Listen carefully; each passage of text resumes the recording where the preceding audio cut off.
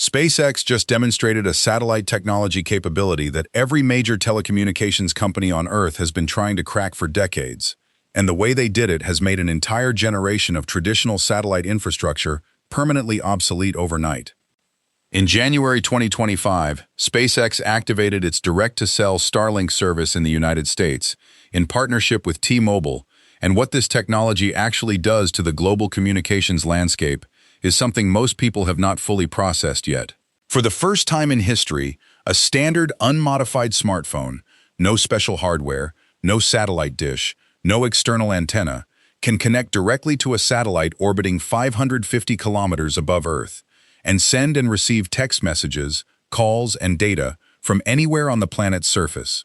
Anywhere, including locations where no cell tower has ever existed and no ground-based infrastructure will ever be economically viable to build. To understand why this is genuinely revolutionary, rather than just another incremental connectivity improvement, you need to understand what the mobile dead zone problem actually costs humanity every single day. Approximately 3 billion people on Earth live in areas with limited or no reliable mobile coverage. Emergency services cannot reach people in distress in remote areas because there is no signal.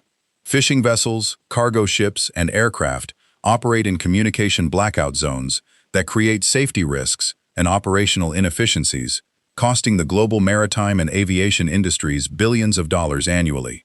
Natural disasters routinely destroy ground-based cell infrastructure precisely when emergency communication is most critical, leaving entire regions without connectivity at the moments they need it most. Direct-to-cell technology addresses all of these problems simultaneously, using satellites already in orbit as part of the existing Starlink constellation, without requiring any new hardware investment from the end user beyond the smartphone already in their pocket. The technical achievement required to make direct-to-cell work is more demanding than it appears from the user side. Standard smartphones were designed to communicate with cell towers a few kilometers away using relatively low power signals. A Starlink satellite in low Earth orbit is 550 kilometers above the surface, moving at approximately 27,000 kilometers per hour relative to the ground. Making that satellite appear to a standard smartphone as a functioning cell tower, handling the Doppler shift from the satellite's orbital velocity, the signal attenuation across 550 kilometers of atmosphere, and the handoff between satellites as they pass overhead, required SpaceX to develop an entirely new generation of satellite hardware with significantly larger and more powerful phased array antennas than standard Starlink satellites carry. The new direct-to-cell capable Starlink satellites carry a specialized E-Node B modem, essentially a fully functional cellular base station built into the satellite itself, operating on standard LTE frequencies that existing smartphones already support natively. The satellite handles all the signal processing complexity invisibly, presenting itself to the phone as a standard cell network. The phone does not know it is talking to a satellite. It simply sees a signal and connects.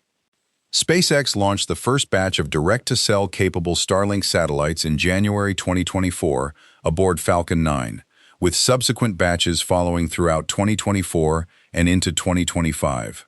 T-Mobile customers in the United States began receiving emergency text message capability through the service, with voice and data services following in phased rollout.